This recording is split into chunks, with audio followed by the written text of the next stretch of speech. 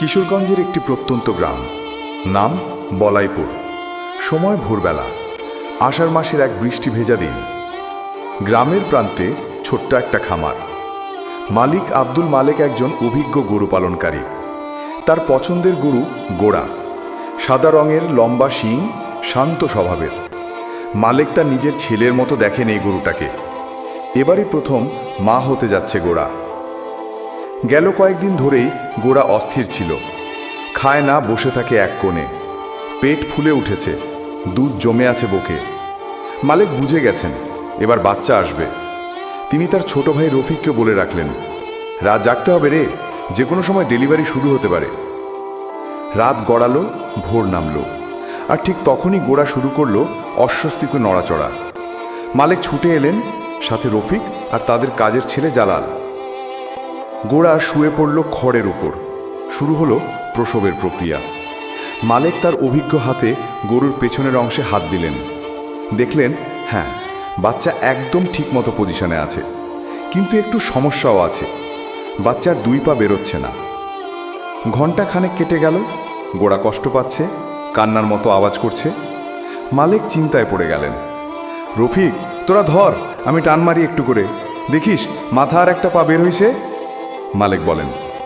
রফিক ও জালাল গরুর দুই পাশে ধরে রাখল। মালেক সাবধানে এক হাতে পা খুঁজে পেয়ে টান দিলেন, কিন্তু বাচ্চা যেন ভিতরে আটকে আছে। গোড়া হু হু করে কাঁদছে।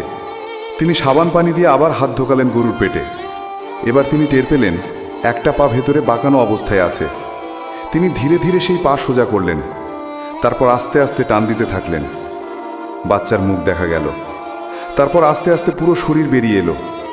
একটা বড়, ভেজা, কাপা বাছুর, কিন্তু বাছুরটা নিস্তেজ, নড়ছে না। মালেক ভাই, বাঁচবে তো? জালাল, তোরা গরম পানি আন। রফিক, মুখে ফু দে। সবার হাতে যেন আগুন।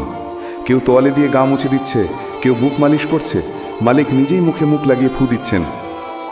2 মিনিট পরে একটা ছোট্ট কাশি, তারপর ছোট্ট একটা মা মা শব্দ। সবাই থেমে গেল। আলহামদুলিল্লাহ, মারছে বাছুরটা। গ্রামের সব মানুষের মুখে হাসি। গোড়া মাথা তুলে নিজের বাচ্চাটাকে চাটতে লাগলো। মালিকের চোখে জল এসে গেল।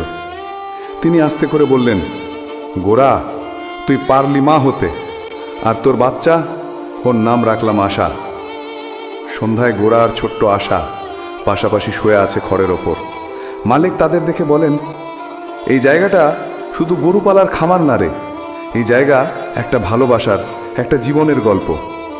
আজকের দিন আমি কোনোদিন ভুলব না।